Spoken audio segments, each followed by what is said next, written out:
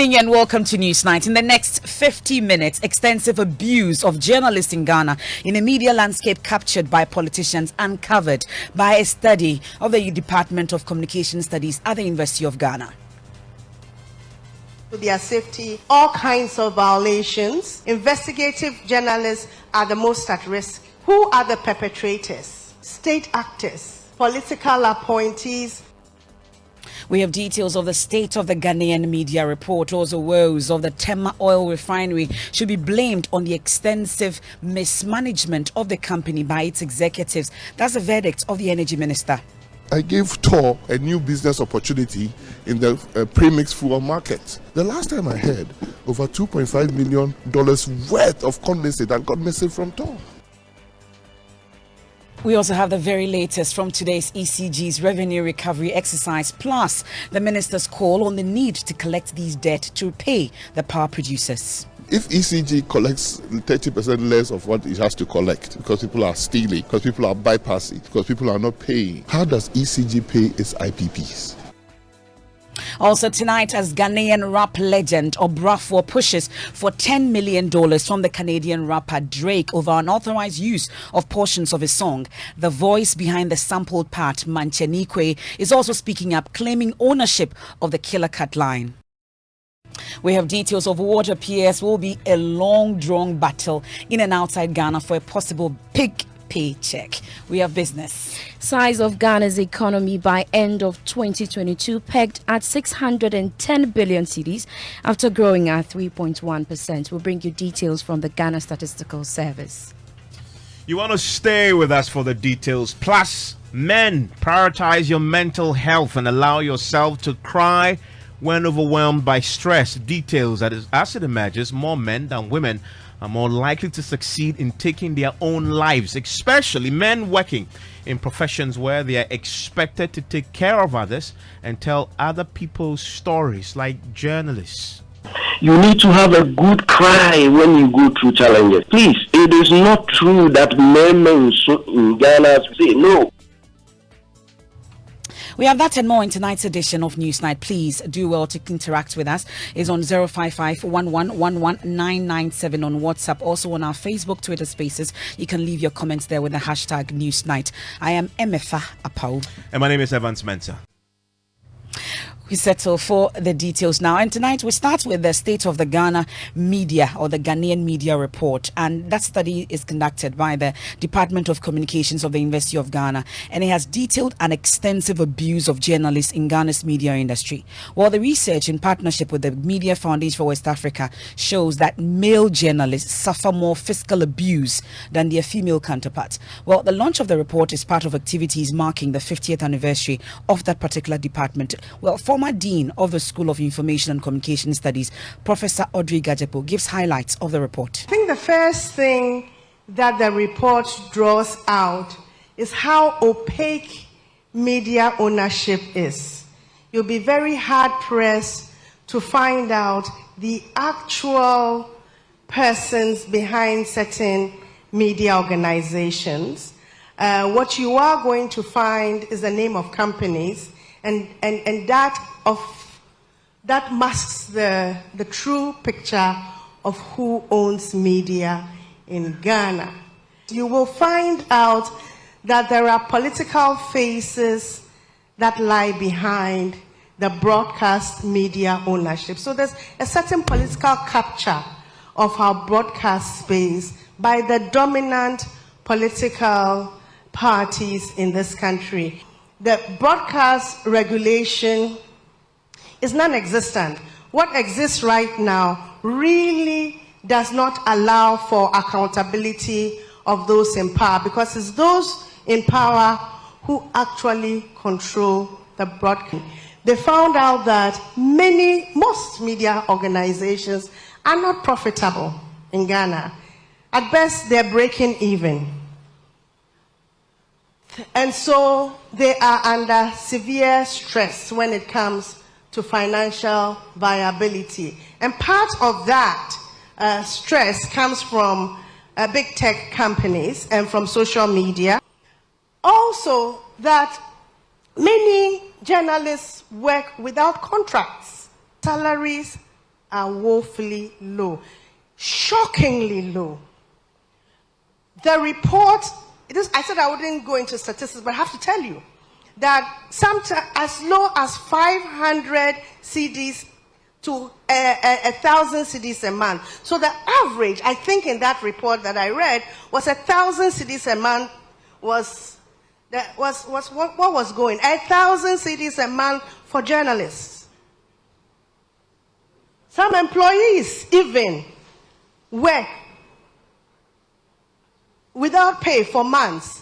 So you see, the issue of Solly then comes into question. There's a growing sense of insecurity. So journalists feel insecure. They think that the environment they're working in is increasingly threatened. And so that there are violations to their safety, all kinds of violations. The report notes that even the violations are a little bit gendered. So male journalists are more at risk of physical attacks, as you can imagine, much more than female journalists. But then when it comes to online attacks, trolling, etc., it's the female journalists who suffer the most. And as you can imagine, investigative journalists are the most at risk. Who are the perpetrators? State actors, political appointees, the police security sector, national security forces tend to be the perpetrators of attacks. However, I think the report notes that a significant minority, almost 46% of the attacks are by non-state actors, political fanatics, foot soldiers, thugs, sometimes business owners, sometimes churches, or church supporters, It's pretty depressing hearing the details of this. And let's speak to Dr. Abena Yeboah-Beni. He's the head of the Department of Communication Studies of the University of Ghana. Joins us on the telephone line right now. Doc, thanks for your time here on Newsnight. Thank you very much, and greetings to your listeners. This is very depressing, and I need to start with something that possibly wasn't in the report, but as a journalist myself, I wonder whether you established, after hearing all that, what sense did you get? What still motivates these journalists, some of them taking as low as 500 CDs and 1,000, to still get up every morning and still go out there and grind, especially when only 10% of them say they feel safe?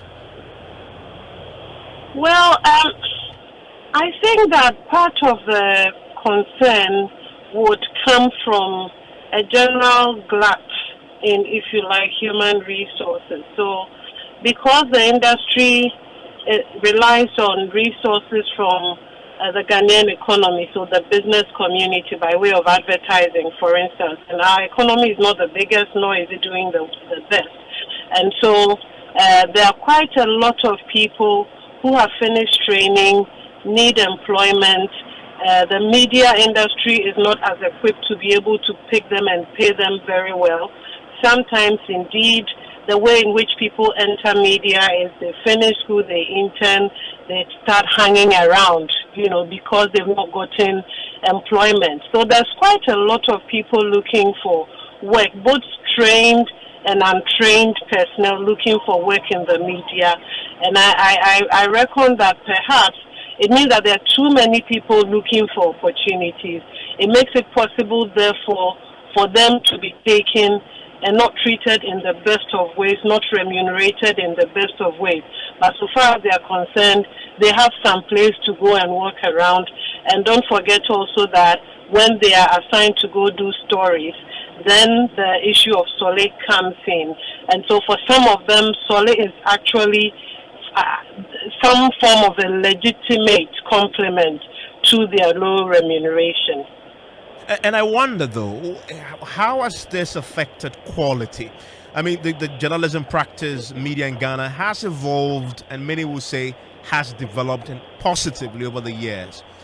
But with what you're now finding in 2023, I wonder, has it, if you look at it today compared to, say, a decade ago, is it affecting quality more negatively now than before? Well, if we want to talk about quality, I'm sure there are a host of reasons that we would want to celebrate the Ghanaian media, because people are working against the odds.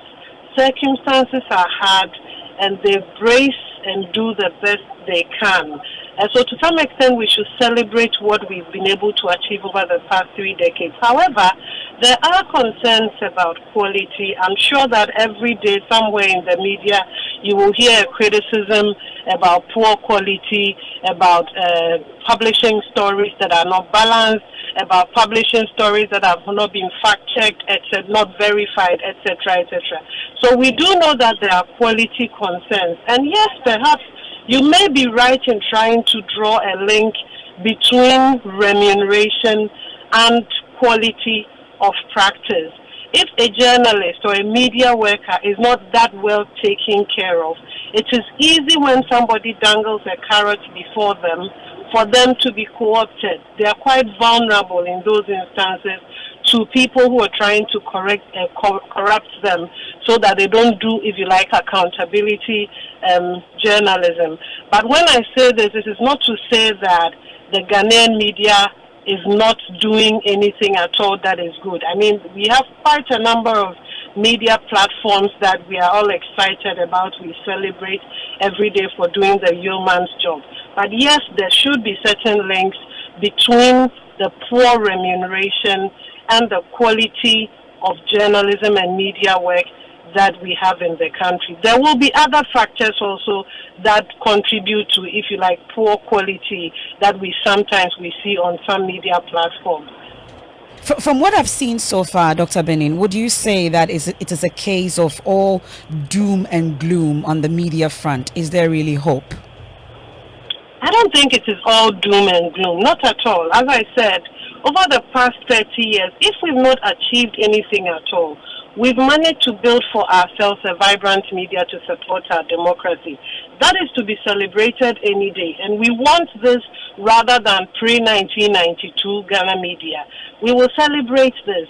However, we point attention to the fault lines in the hopes that we can begin to pursue reform, to pursue improvements in the Ghanaian media.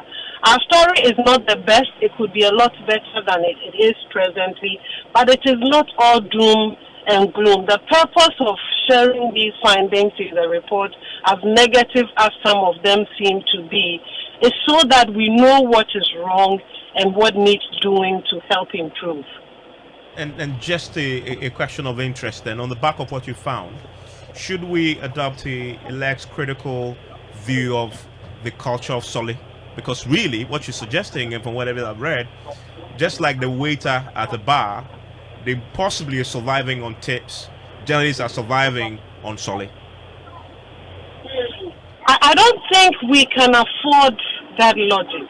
That is a logic that says, yes, Solly is good because journalists need it, let us go for it.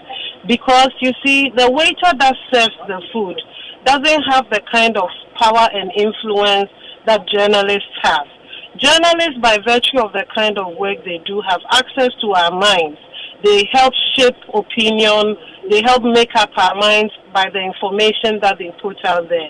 So where Solly becomes an influence in editorial processes, and there is evidence, there's research published by Professor Amin and Juan Abdullah in UDS in 2018, in which journalists actually admitted to the fact that, yes, they do receive their Solly, and sometimes it does influence their editorial decisions. That is where the concern about Solly comes from.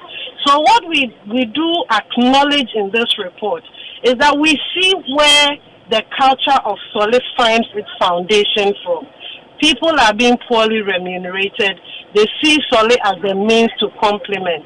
Is it the best thing we should do? No. I think that media owners, media managers, media policy people, regulators, we have some work to do in making sure that the journalists are better catered for and therefore don't have to look forward to Solly. I mean, this morning, somebody shared a story at the event where she ever saw journalists basically pounce on a PR person who had organized an event and didn't have Solé to pay them. We don't also want that. That we cannot do. It will bring the credibility, if you like, the status of work of media too low, that we would not have the kind of gravitas we need to be able to help our democracy and our development function. We are grateful. Dr. Abna Yeboah-Benning is head of department, University of Ghana, Department of Communication Studies. Well, my senior colleague, Fifi Kumsen, also caught up with a GJA president, Mr. Albert Kwabena Jumfo, who challenged media owners to work to protect these journalists when the report was launched. Well, we'll get to hear from the GJA president. Okay, we can hear him now. For me, you and I, listening to the highlight, no one, we don't need any society to tell us that this is the reality on the grounds. This, when you come to our profession and in discharge of our duty, these are everyday things we are confronted with. So for me, let me say kudos to the team that put together this wonderful report. The highlight alone has really taught us a lot. And again, I would say that the issue of security, the issue of constitutionality, the issue of condition of service and welfare of journalists, and the political influence, what you want me to speak on. Of course, I believe that this is one challenge, major challenge we have to deal with. And now the media, if you ask me, it's more or less like if you don't have Party A journalists, you have Party B journalists. And even the ownership, like they said, NCA has made ownership of media houses an exclusive information to their chest, making they are not really opening up, making things very, very difficult. But we all on the field know the ownership. At least we can just sit down and analyze the ownership behind most of the media houses, and we realize that most of these stations are politicians. Notwithstanding, there are also politically owned media houses who are also doing well and who are actually operating, or maybe should I discharging their work professionally, meaning that they are being balanced regardless of their political way. So that's the president of the GJA and MFR Pau talking about how depressing the situation is with the findings from this particular study. Also adds, in addition to that, is how stressful the working environment is. So in addition to earning 500 cedis, that journalist who's earning that is also being put under pressure, significant stress. And since yesterday, we've been having a conversation about suicide and how it's impacting many people, especially in that conversation in the context of its impact on men. And we've been learning a bit more. And it comes on the back of this very touching incident that happened on drive time yesterday.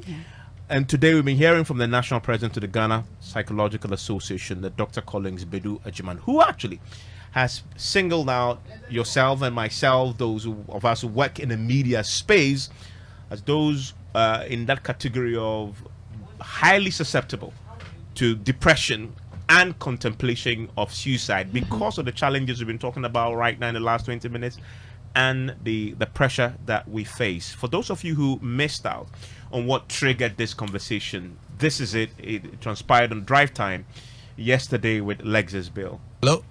Hello. Yes, sir. What's your name? My name is Justice. All right, Justice, you're welcome. Let's hear you. I'm short of words and just don't know what to say because I don't know what pushed me to just turn on my radio to listen to Joy FM. I even plan of committing suicide. I'm going through a lot marital problem.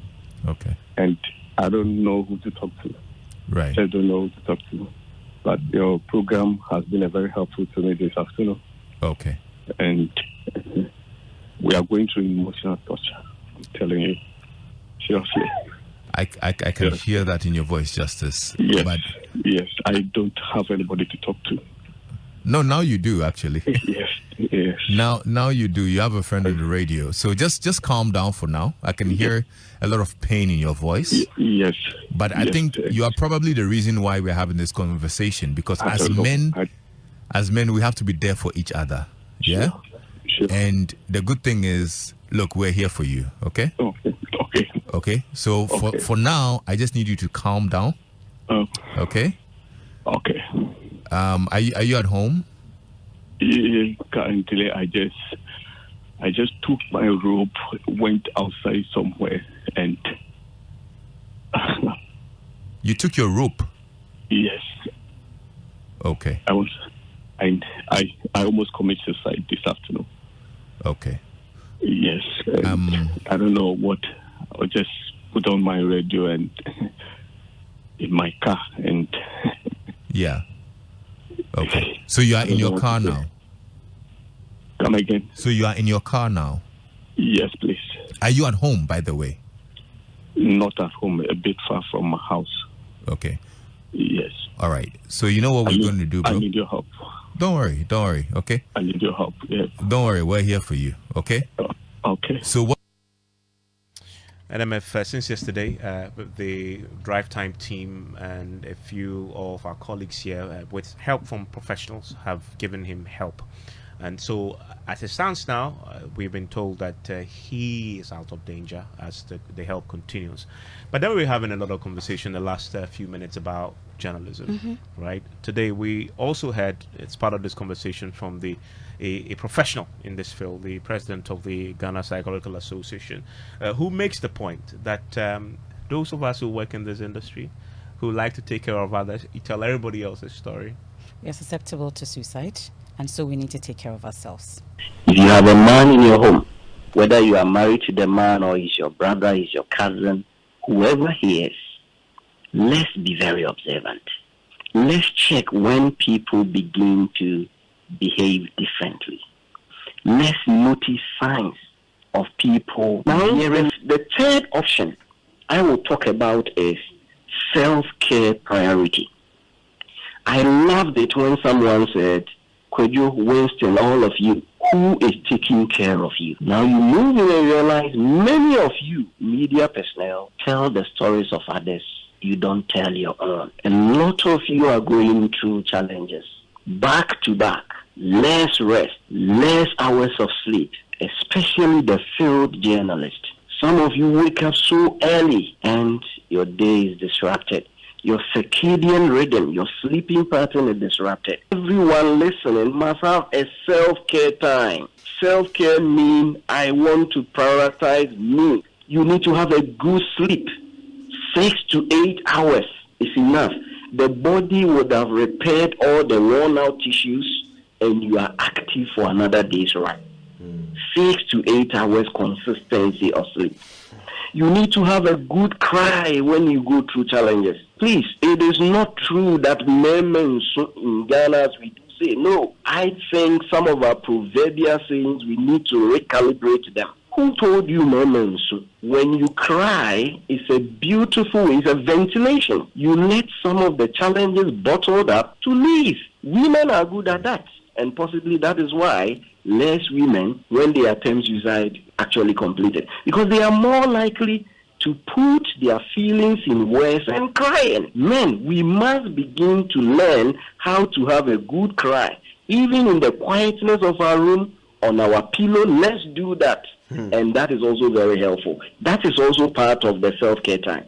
It is not wrong to invest 100 Ghana cedis a whole year or every 6 months to go and have a good massage. Let your body be massaged. The tensions and backaches and what have you, that is also a beautiful way you begin to give yourself a treat. MFR, that is very important. When I was forced to morning, say preach. Yeah. I listened to this morning and it struck me that what he's saying is so true. We come on radio every evening. You come in earlier, you do the midday. I will come in and do Top Story News Night and then PM Express. And each time the microphones are turned on, you have to put on a performance. It's a show. You need to do it no matter what. You just sometimes virtually fighting, but once the microphone is open, you need to do what you have to do. You have to provide the hope, educate and entertain as well. But at least he's spoken for us. I don't remember the last time I had 6 to 8 hours of sleep. I don't remember. I don't remember. I don't remember. Yeah. I mean, because you leave here. The after sleeping 10. pattern is sports. In fact, completely. like, yeah. And many of our colleagues also go through the same thing. Especially when the morning show hosts, they're coming in at 4 a.m., 5 a.m., and some of them. Kudu Youngson is actually still here. Yeah, because he has to stay for polls. He has to stay for polls. And that's a reality. And the thing about it is getting on radio, and once you turn on the... And Lexus Bill, listen to him every day. He has his own challenges. Yeah. But he can't show that on air. I do, you do. Yes. Right? And sometimes I put up the microphone and we are here. Now we have, Facebook, etc. So people could see. But sometimes it's a performance. You're going through pain, torture, stress, and everything. But you still have to provide hope. That's why we love doing this. But for the hope that we provide, I'm not sure that Lexus would have been able to bring out this particular case, open the microphone or the phone lines for this particular gentleman to call in and share his pain. So for us, I'm sure that's what makes us happy. But that's why question, we do this. Which I'll ask you. You're taking care of others, telling other people's story. Who is taking care of you and telling your story? Is the question that the psychologist was asking. I think we take care of each other at this point. You take care of me, I take care of you, I take care of Beverly. It's like a family here. So maybe sometimes that's what provides that kind of hope. But we need to take care of ourselves. We need to. Bev is joining us with business. Bev, who takes care of you?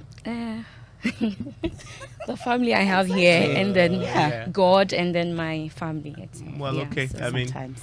well, we want to hear from you. 055-1111-997. When we return from business, we will bring you details of what has been happening today when the energy minister himself joined the ECG team on the revenue collection drive. And they also went to the Tamale refinery.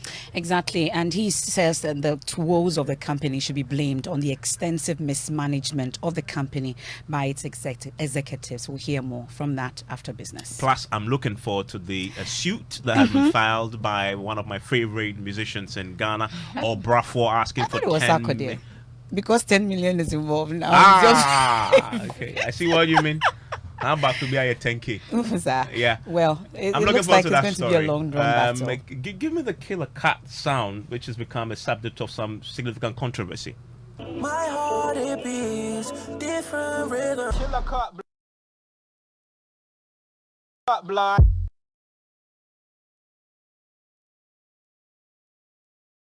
We'll explain what all this is about for you. A very interesting case that has been filed. If he wins, he's a millionaire. Yeah, but it looks like the others coming up. So I wonder if he's going to get all the 10 million. I see. Now, talking about millionaires, the woman with the money and business and finance is here. What do you have in the headline? Coming up in our headline, size of Ghana's economy by end of 2022 pegged at 610 billion cedis after growing at 3.1%.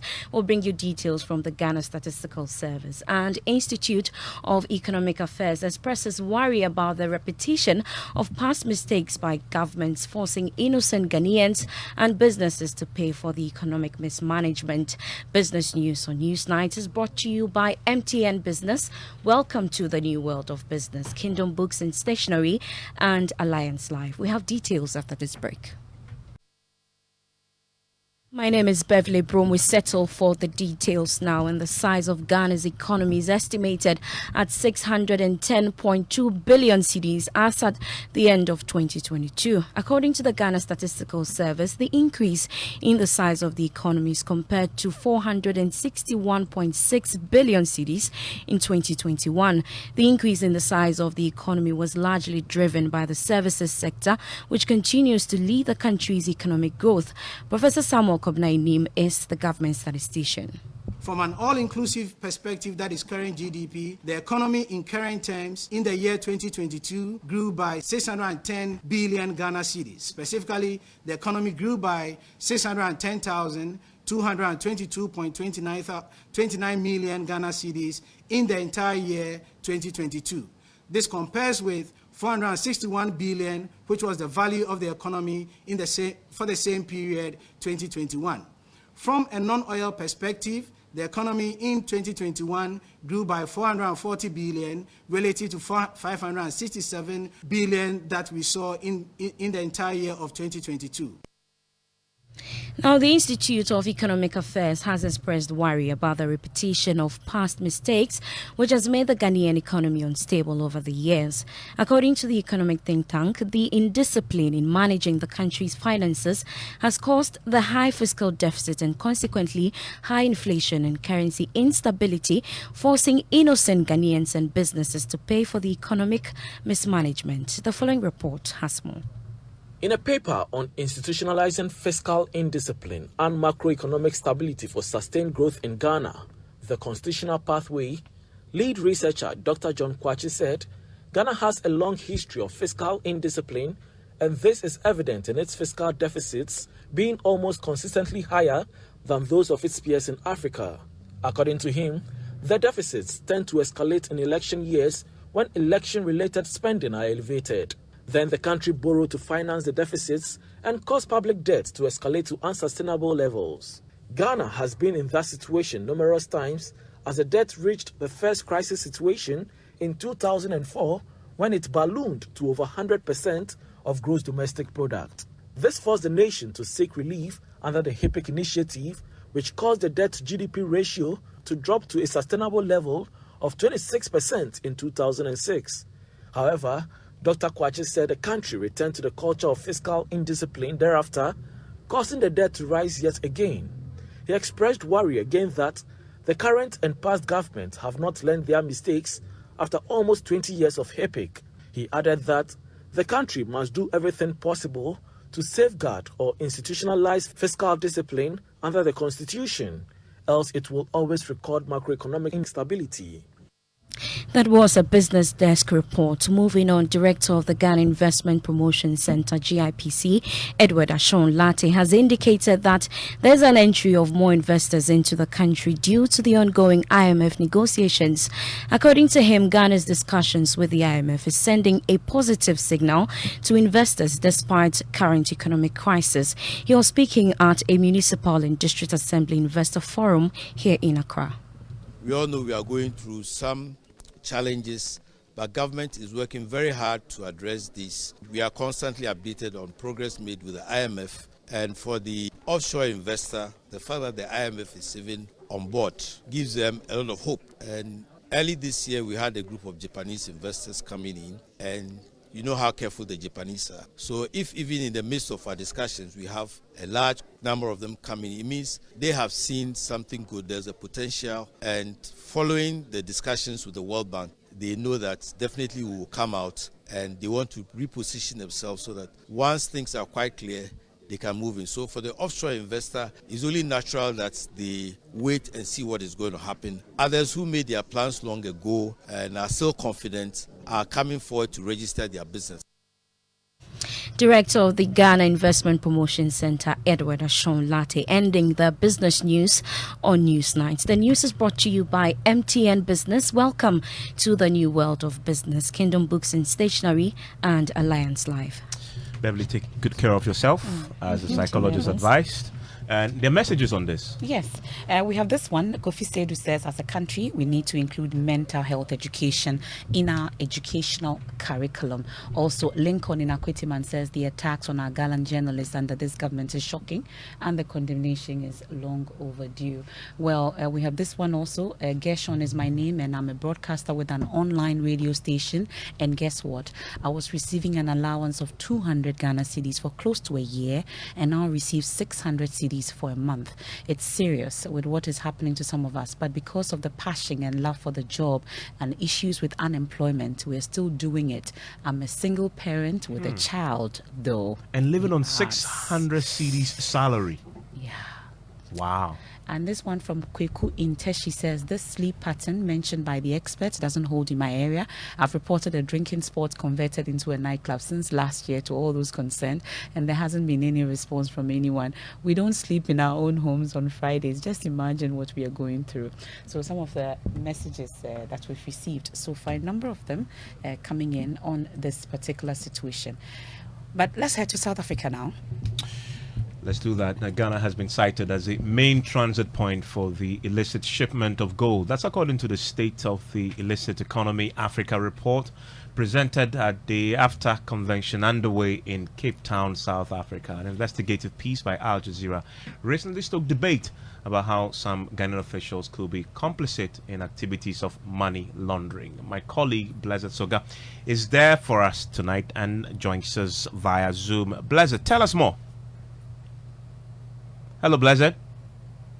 Well, Evans, the AFTA, if you can hear me, Evans, the AFTA I can. business conference is just about winding up here in Cape Town, South Africa. But a number of issues have been coming up with regard to adhering to standards and ensuring that products that are traded on the continental free trade market meet the standards that very much of course, the sectors and its players want to achieve. And part of the sectors that has been under sharp focus has been the extractive sector, particularly when it comes to the trade in gold. Now, there's a report by Original. Original happens to be a safety standards organization, and that organization has been carrying out research into meeting standards and how trading is done on the African continent. And this report that's been issued is titled The Illicit Economy on the African Continent. And the concerns that they've raised is that officially gold worth at least 22.8 and 23.45 billion leaves the African and Latin American continent. However, it is estimated that 55 to 60% of that gold that is mined on these two continents is considered illegal. And we understand that the concern of this group is that illegal gold mining is becoming a rising source of income for cartels, criminal gangs, and non-state armed groups, with the mineral sector averaging some 17% of the global threats and conflict finance. So it appears that increasingly on the continent, Ghana is becoming that transit point where gold is shipped up our continent and taken to the likes of Switzerland, India, and the United Arab Emirates. And that has been a big conversation on the back of that Al Jazeera documentary, talking about illicit flows. There's also the conversation around pharmaceuticals and what we're seeing as an influx of counterfeit pharmaceutical products in this country. Blessed, you've been having a conversation with Stavros Nikolai, who is the Chief Executive Officer of Aspen Africa. What has he been saying about this, particularly the role Ghana is playing in just becoming a dumping ground for these? So he wants a review of our laws in terms of how we import pharmaceuticals. And he believes that if we also manufacture our own medication here on the continent, then Africa will be on that path of ensuring that we have control over what our public consumes in terms of medication. So one is very concerned because there's nothing worse than a patient taking a medicine that doesn't work, or even worse, that's got no active ingredients in it, and you think you're treating a life-saving disease and the patient is not being treated at all. So it's exceedingly concerning. Okay.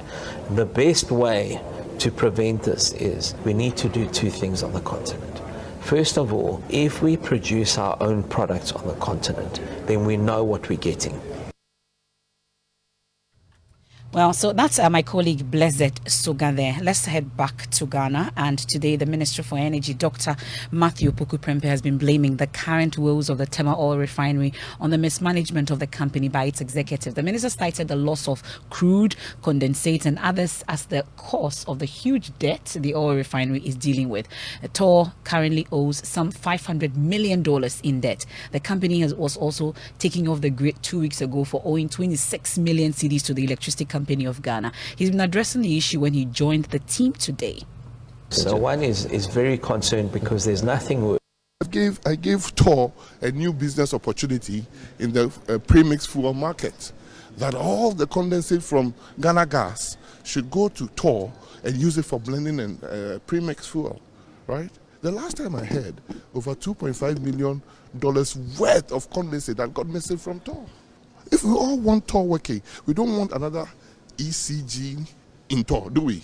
Because it will break the back of government. The bills in TOR. They have over $500 million of debt sitting on there. And go and look at how the debt's accumulated. People bring their crude to refine, and then crude losses. I set up a committee that worked for 8 months just trying to reconcile TOR losses. My sister, you don't pay taxes for it to be a drain. You pay taxes for an efficient function of government. Government, I can tell you, is doing so much work to bring TOR together. As we speak, there are proposals lying down in TOR. The Attorney General is having a look, SIGA is having a look, Finance Ministry. Because you same journalists will come and say, government has sold TOR to its cronies if we don't get it right. And getting it right is a difficult proposition that you are putting out. And we will work diligently to give Ghanaians what is good. Well, we know that the Tema oil refinery workers have given some notice of their intentions to embark on a series of actions, including picketing at the Jubilee House, the Energy Ministry itself, and other strategic locations as part of their call for the revamping of the refinery. Well, Bernard Owusu, the national chairman of the General Transport Petroleum Chemical Workers Union, announcing this at a press conference at the forecourt of TOR, also said that the industrial actions will precede the May Day celebrations. But guess what? There's a response from the managing director of the company.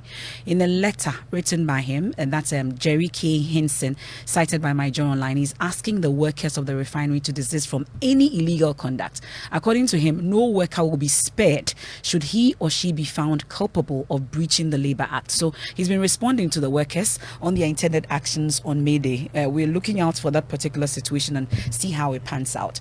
Let's talk now then about today's final round of disconnections and collection of revenue by the ECG. Update us. So today's the final day. Yeah. It's ended. No. It's supposed to end on Friday. Okay, so Yeah. a few more days to go. So Yeah. what did they find today? Yes, so today they visited 2 companies, which is Messrs Boston Investment Limited in the airport area, who the ECG said owed some 1.8 million Ghana cedis.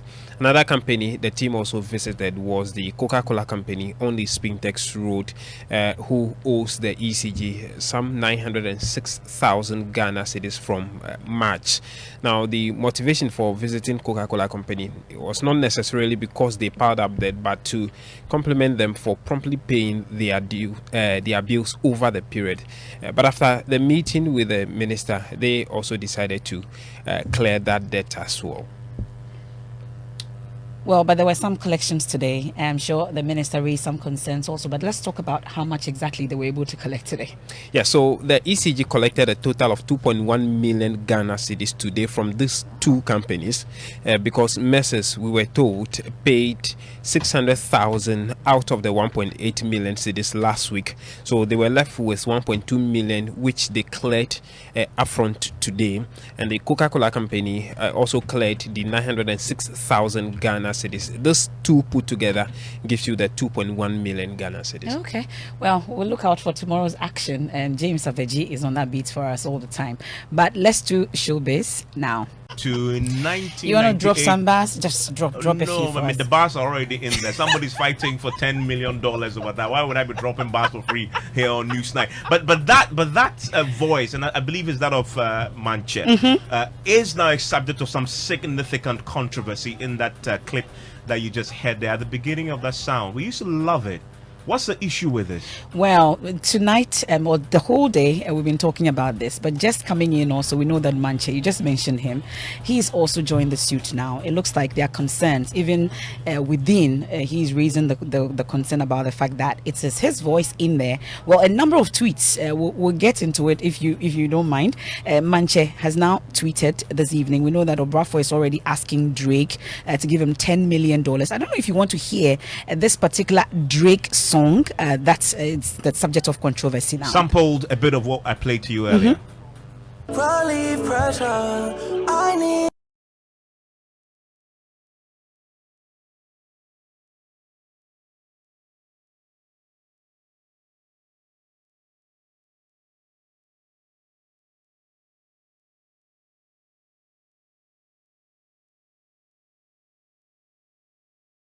Obrafo's version. Killer cut, blood. Killer cut.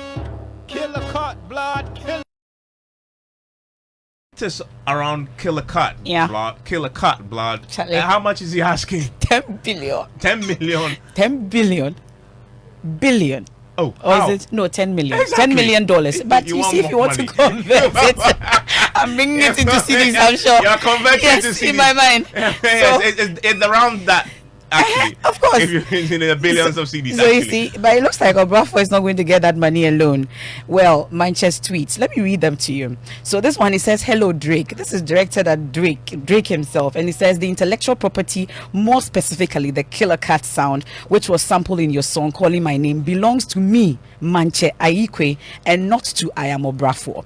Then he follows by saying that Drake rights to the said Killer Cat sound were never relinquished to I Am Obrafo and was used by Edward Nanapukwose, aka Hammer, producers of Obrafo's album on Obrafo's song, and he did with others. And continues by saying that my lawyer, Kofi Bentel Esquire of Lex Presses Incorporated, who is pursuing this matter, has informed me of a lawsuit against you solely in the name of I Am Obrafo.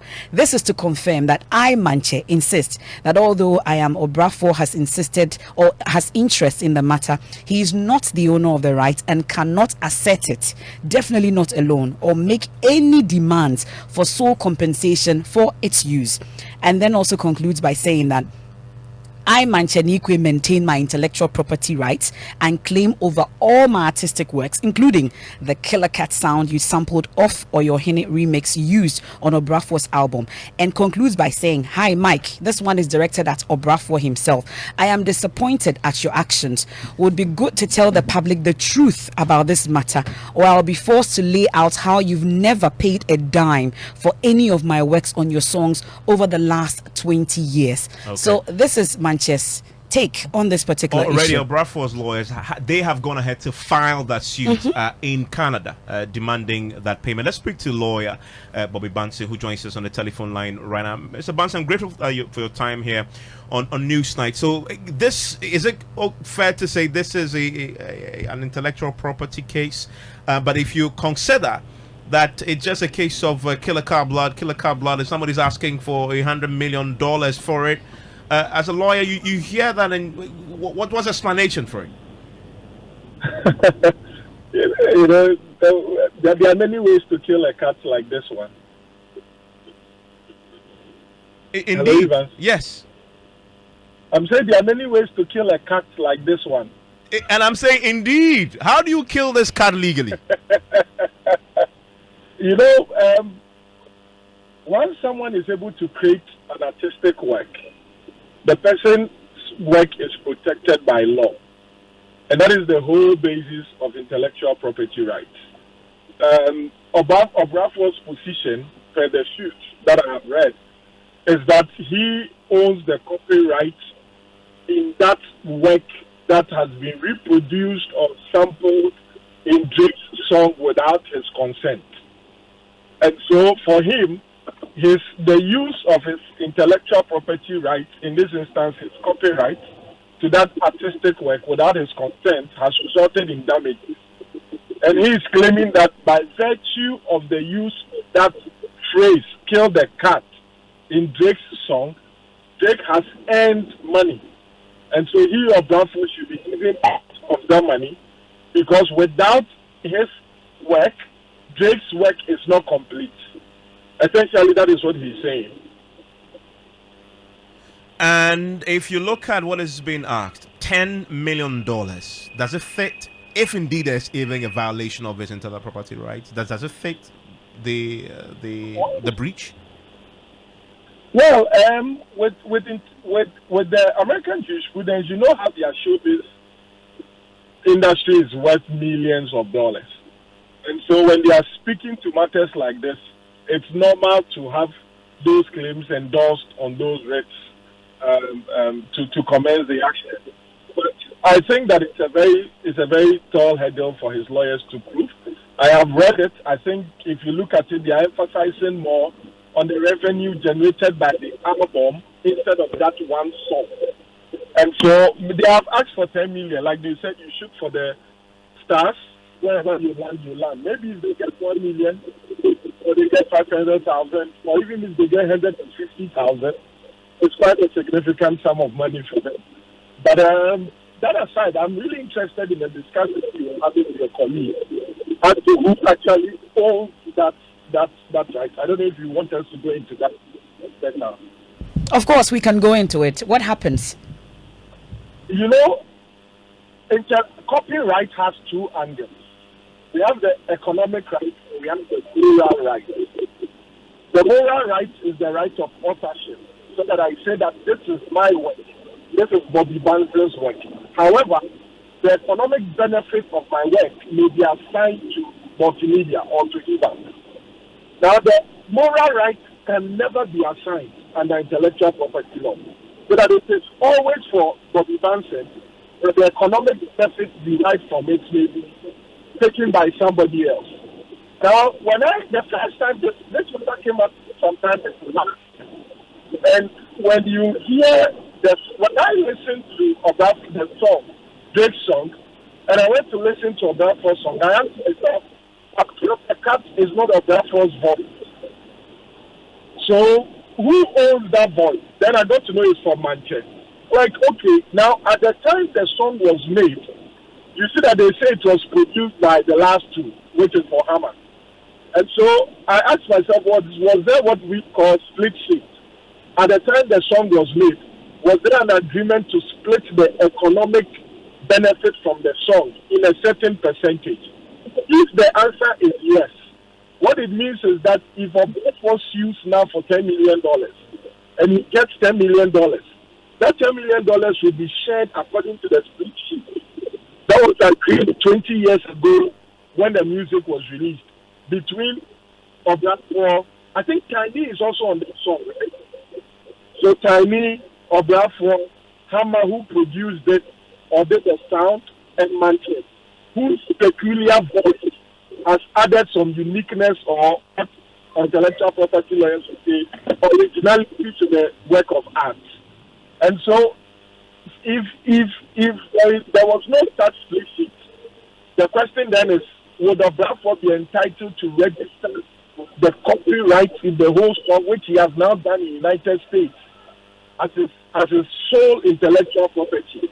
And indeed, Bobby Banson, they are fascinating questions that this throws up. I just run out of time on this, and we definitely will be chatting with you a bit more. And you're right, Bobby, when you asked at the beginning, there are many ways to kill this cat. As they attempt to kill the cat in Canada, others are also attempting to enjoy some of the Joseph. Of course. So the Joseph? The cat. Joseph? The cat. Bobby Banson, you know Joseph? Yes, I know Joseph. Yes. Joseph. So the Keta ones are special. The Keta ones are special indeed, from MF's hometown. Bobby Banson, thank you very much for joining us. But MF Pal, there you have it. So this song, we know that Tiny is on there. Hammer produced it. We know Manche did the killer cut, and then Obrafour. So we'll see how it goes. Manche's out now. We don't know about Tiny. We don't know about the others. Let's see. But if there is $10 million on the table, you can bet that a lot of people will want part of that money if he wins. I'm sure the studio cleaner will come up soon. Oh yes, I also sold that some. By the way, thanks for joining us. Those of us who used to rap back in the day, we used to really jam to this particular tune. I'm happy it's a subject. Do us the honors. Drake is a big name out there. I'm looking forward to possibly the international wise picking up, and it's going to be a big debate on this as well. Listen, enjoy the rest of it. We leave you with an attempt to kill a cat. But is it kill the cat or kill a cat? Kill a cat. Kill a cat. Yeah, you have to slang it to be. Kill let's a wait cat. for Manchester to confirm what he was saying there. Judge for yourself whether he was attempting to kill a cat or the cat is a killer cat.